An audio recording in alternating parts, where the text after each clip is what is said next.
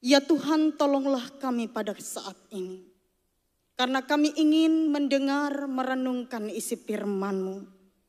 Kami menyadari dengan kekuatan kami sebagai manusia, dengan hikmat kami yang terbatas, kami tidak akan mampu menyelami maksud dan kehendak Tuhan untuk kami. Oleh sebab itu berbicaralah melalui hamba-Mu dengan kuat kuasa Roh Kudus, karena kami sekalian telah siap untuk mendengar firman-Mu. Di dalam nama Yesus kami berdoa. Amin. Bapak Ibu saudara-saudara yang terkasih, 2 Korintus pasal yang keempat, ayat yang ke-13 sampai ayat yang ke-15 akan menjadi dasar pemberitaan firman Tuhan bagi kita, yang akan saya baca. Demikian bunyi firman Tuhan. Harta rohani dalam bejana tanah. Namun karena kami memiliki roh iman yang sama, seperti ada tertulis, aku percaya, sebab itu aku berkata-kata. Maka kami juga percaya dan sebab itu kami juga berkata-kata. Karena kami tahu bahwa Ia yang telah membangkitkan Tuhan Yesus akan membangkitkan kami juga bersama-sama dengan Yesus. Dan Ia akan menghadapkan kami bersama-sama dengan kamu kepada dirinya. Sebab semuanya itu terjadi oleh karena kamu, supaya kasih karunia yang semakin besar berhubung dengan semakin banyaknya orang yang menjadi percaya, menyebabkan semakin melimpahnya ucapan syukur bagi kemuliaan Allah. Amin. Bapak Ibu saudara-saudara yang terkasih di dalam Tuhan Yesus Kristus. Ketika kita membaca surat Rasul Paulus kepada jemaat yang ada di Korintus ini, dimulai dari pasal yang keempat ayat yang pertama sampai pasal yang kelima.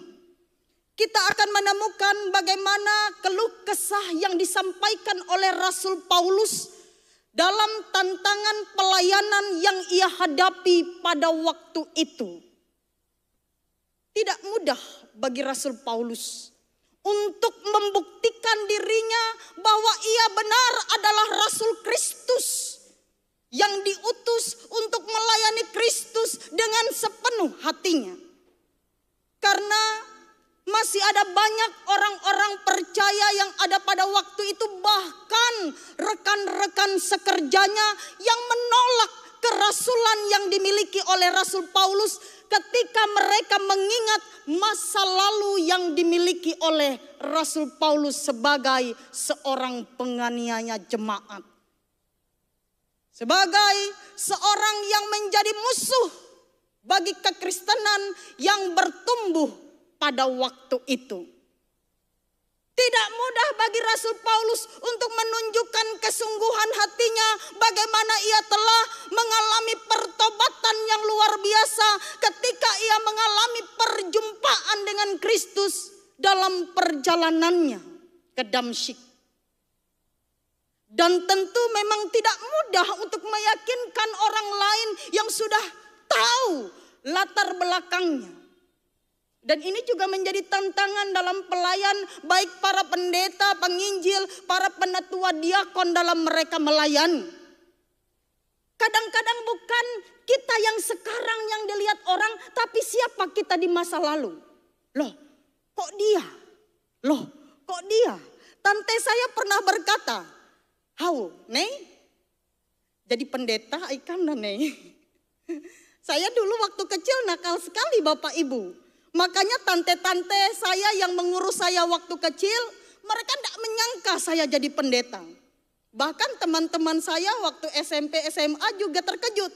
Jadi pendeta si Mine. Bapak Ibu sidang jemaat yang terkasih, melalui kehidupan pergumulan penderitaan yang dialami Rasul Paulus ini, kita bisa belajar bahwa tantangan akan selalu ada dalam kehidupan kita ketika kita ingin melayani Tuhan, siapapun kita. Entah kita pelayan Tuhan ataupun kita jemaat biasa, tantangan itu akan selalu datang menjumpai kita. Rasul Paulus mengungkapkan bagaimana ia sudah berjuang di dalam imannya. Ia mengalami penderitaan, penganiayaan, ia ditolak, ia dihempaskan, ia ditinggalkan. Bahkan ia dianggap seperti orang yang tidak layak untuk melayani Kristus. Tetapi justru melalui setiap masalah, penderitaan, pergumulan yang dialami Rasul Paulus dan rekan-rekan sekerja mereka dalam melayani Tuhan, kuasa Allah semakin dinyatakan dalam kehidupan mereka. Ini sesuatu yang luar biasa. Justru dalam kelemahan-kelemahan yang dimiliki oleh Rasul Paulus dan kawan-kawan mereka dalam pelayanan, mereka boleh semakin memancarkan kekuatan dari Injil dan kuasa Roh Kudus yang bekerja di dalam hidup mereka. Sehingga bisa Rasul Paulus berkata, semua yang ia lakukan, pekerjaan-pekerjaan Tuhan yang dipercayakan untuk ia jalani, itu bukan karena dia, tetapi karena Roh Allah yang menyertainya. Sehingga jika kita baca dalam perikop bagaimana Rasul Paulus menggambarkan dirinya seperti bejana tanah. Bejana tanah bukanlah sesuatu yang berharga, Bapak Ibu sidang jemaat. Kalau orang melaksanakan pesta, bejana tanah tidak akan ada di ruang pesta. Ada, tapi di dapur. Di ruang pesta pastilah perabotan-perabotan yang indah, yang mahal. Saya kalau makan di rumah, pakai piring hadiah Rinso. Itu yang saya pakai. Tapi kalau ada tamu datang, baru saya keluarkan piring yang lebih bagus. Sango ya. Piring yang lebih baik. Jadi demikianlah Rasul Paulus menggambarkan dirinya betapa ia tidak layak, betapa ia tidak pantas menerima sebuah tanggung jawab pelayanan. Tetapi justru di dalam bejana tanah, di dalam tubuh yang tidak layak dan tidak pantas ini, ada harta rohani yang begitu berharga dipercayakan untuk ia jaga. Jadi sebuah kehormatan sesungguhnya bagi kita ketika kita menjadi anak-anak Allah, menjadi pelayan-pelayan Allah, menjadi orang percaya. Ketika kita dipilih oleh Allah menjadi pengikut-pengikutnya, ini sebuah kehormatan bagi kita karena sesungguhnya kita ini tidak layak. Saya tidak layak. Saya tidak pantas berdiri di atas mimbar ini berbicara atas nama Allah. Tetapi saya ada pada saat ini, itu semua karena Allah yang memberikan kemampuan dan kekuatan bagi saya. Dan keyakinan inilah yang memberikan kekuatan bagi Rasul Paulus serta rekan-rekan sekerjanya untuk terus melayani sesuai dan seturut dengan kehendak Allah. Itulah sebabnya ia berkata, bukan kami, tetapi Kristus yang menjadi fokus, yang menjadi pusat dari pemberitaan Injil yang ia nyatakan. Di satu sisi ketika Rasul Paulus menghadapi tekanan-tekanan, penderitaan, penganiayaan, penolakan dari orang-orang yang ada di sekitarnya. Di sisi yang lain Rasul Paulus harus terus bertekun di dalam iman dan pengharapannya. Tidak mudah berada di sisi Paulus. Tidak mudah. Bagaimana ia bertanggung jawab dengan tugas yang diberikan kepadanya. Dengan kepercayaan yang ia emban. Bahkan dikatakan di dalam ayat yang kedua dan ayat yang ketiga, bagaimana bukan hanya melalui perkataannya, tetapi melalui seluruh sikap hidupnya, ia harus berani mempertanggungjawabkannya di hadapan Allah. Bila kita melihat di dalam ayat yang ke-10 dari pasal yang ke-5, ini menjadi satu rangkaian dari pasal yang ke-4. Sebab kita semua harus menghadap tahta pengadilan Kristus supaya setiap orang memperoleh apa yang patut diterimanya sesuai dengan yang dilakukannya dalam hidupnya ini, baik ataupun jahat. Jadi Bapak Ibu, kita yang percaya kepada Kristus, kita harus mempertanggungjawabkan hidup kita. Sehingga percaya kita ini bukan hanya sekedar pengakuan tanpa arti dan tanpa makna dalam hidup kita. Kita akan berdiri di hadapan pengadilan Kristus dan kita di hadapan Allah akan kelihatan telanjang. Tidak ada yang tersembunyi di hadapannya. Manusia tidak mengenal kita dengan sesungguhnya. Kita bisa menutup diri kita dengan hal yang indah, dengan tata krama, sopan santun dan segala hal yang baik yang terlihat oleh orang lain. Tetapi di hadapan Kristus kita telanjang. Ia melihat jauh ke dalam hati kita, siapa kita yang sebenarnya. Saya dari atas mimbar terlihat seperti pendeta, orang suci, orang saleh, orang baik. Tetapi siapa diri saya yang sebenarnya, tidak mampu saya tutupi di hadapan Allah karena Ia tahu siapa saya. Setiap kita akan mempertanggungjawabkan hidup kita. Bagaimana nanti ketika kita berhadapan dengan Tuhan Yesus dalam pengadilannya? Siap enggak? Ketika kita berkata aku mengasihi Tuhan, kita harus mempertanggungjawabkan pernyataan itu di hadapan Allah. Benarkah sikap hidup kita menunjukkan bahwa kita mengasihi Tuhan? Jangankan mengasihi Tuhan, kadang kita malah menyakiti sesama. Ada banyak manusia berkata A, tetapi tindakan dan perbuatannya B. Ada banyak manusia berkata ia ingin memberikan seluruh hidup kepada Tuhan, tapi kenyataannya ia hanya memuaskan nafsu duniawi dan keinginan-keinginan dagingnya. Ini lain di mulut, lain di hati. Sebagai orang percaya, baik perkataan, perbuatan, apa yang ada di dalam hati kita harus berpadanan dengan Injil Kristus.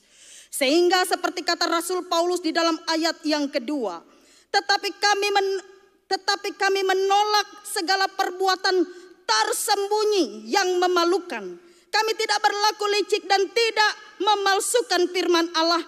Sebaliknya kami menyatakan kebenaran dan dengan demikian kami menyerahkan diri kami untuk dipertimbangkan oleh semua orang di hadapan Allah. Ini luar biasa.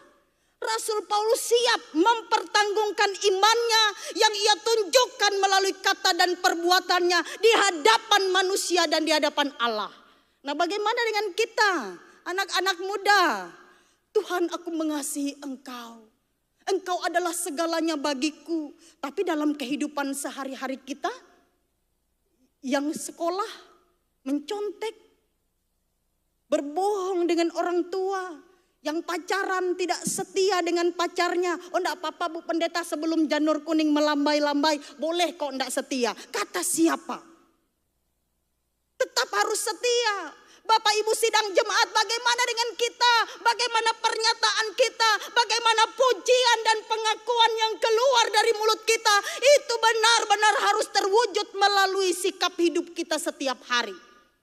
Kalau enggak, Tuhan akan berkata, aku tidak mengenal Engkau.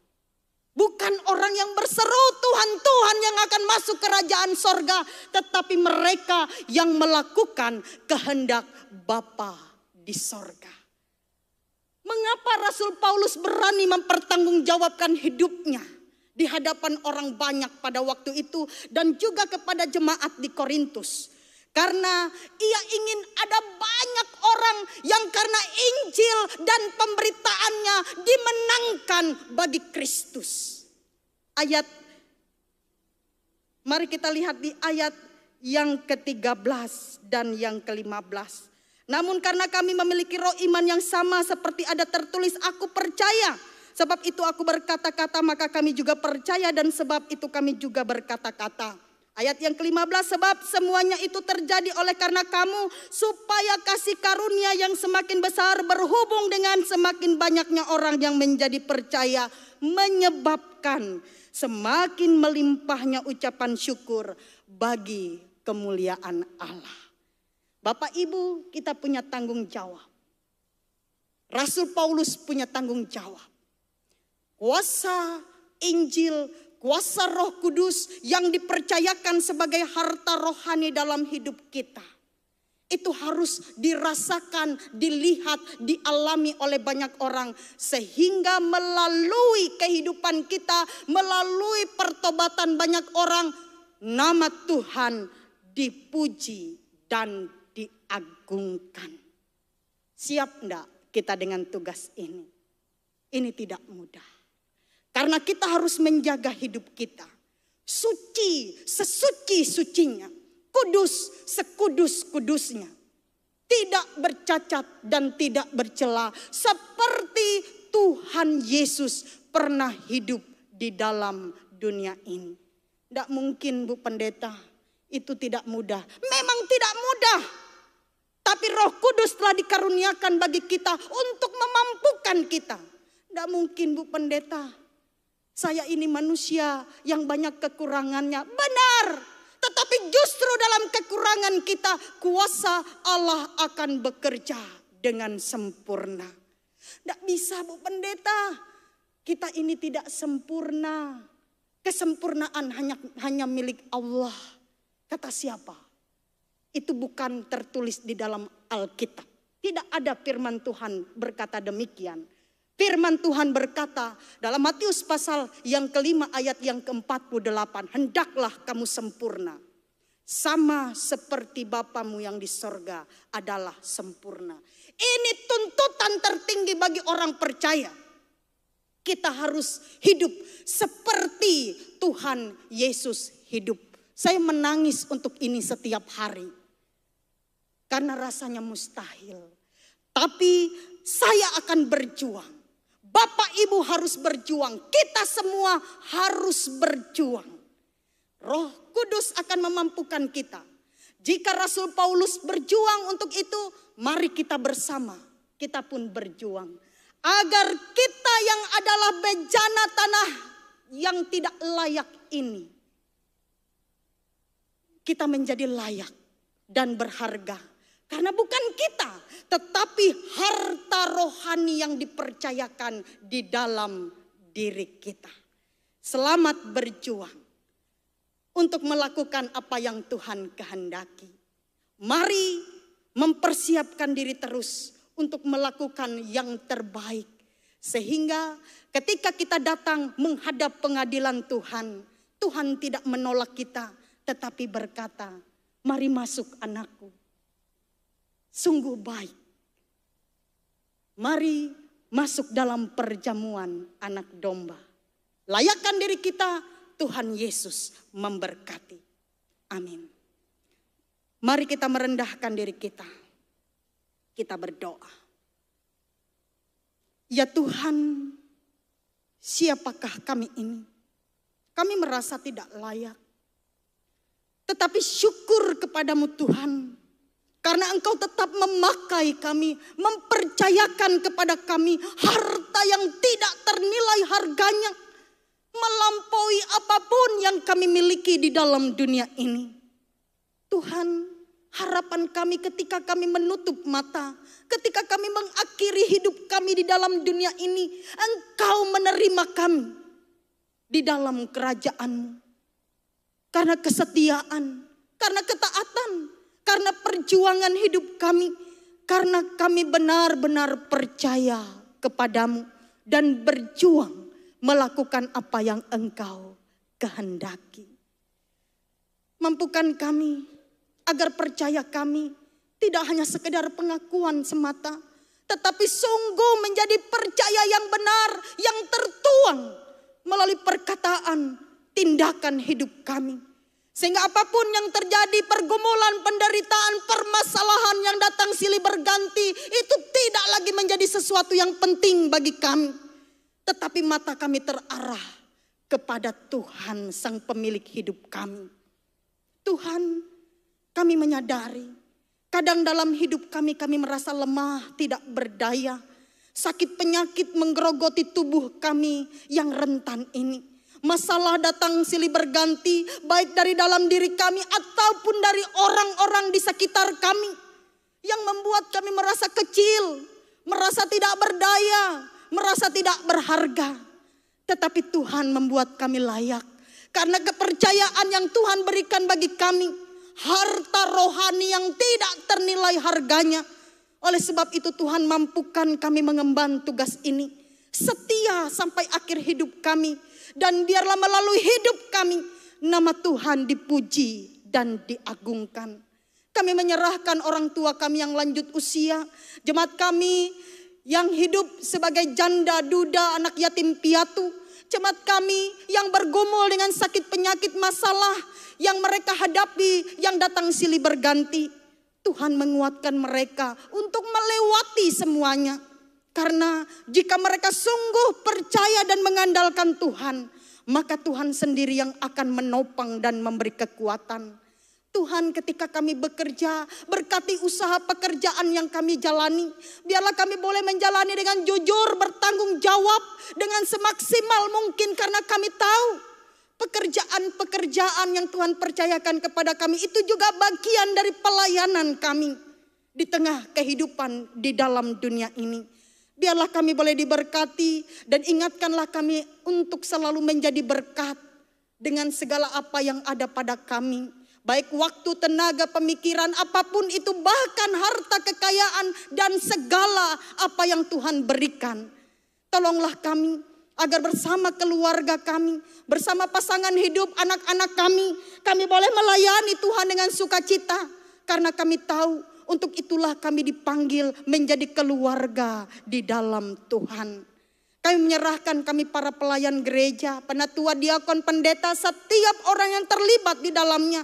Tolonglah kami yang tidak layak dan tidak pantas ini, agar kami boleh memberikan dan menyerahkan hidup kami bagi Tuhan dengan segenap hati. Kami menyerahkan pembangunan gereja kami, gereja Hosiana.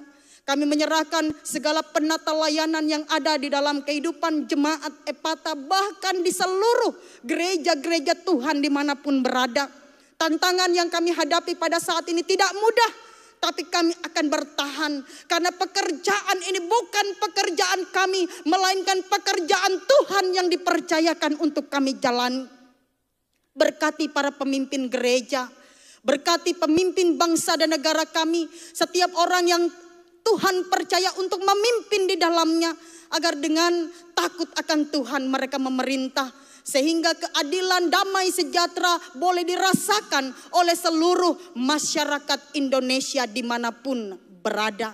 Terima kasih Bapa. Kami menyerahkan seluruh hidup kami di dalam satu nama, Yesus Kristus yang adalah Tuhan dan Juru Selamat kami, yang sudah mengajar kami berdoa demikian. Bapa kami yang di sorga, dikuduskanlah namamu. Datanglah kerajaan-Mu, jadilah kehendak-Mu di bumi seperti di sorga. Berikanlah kami pada hari ini makanan kami yang secukupnya. Dan ampunilah kami akan kesalahan kami, seperti kami juga mengampuni orang yang bersalah kepada kami. Dan jangan bawa kami ke dalam pencobaan, tetapi lepaskanlah kami daripada yang jahat. Karena Engkau lah yang punya kerajaan dan kuasa dan kemuliaan sampai selama-lamanya. Amin.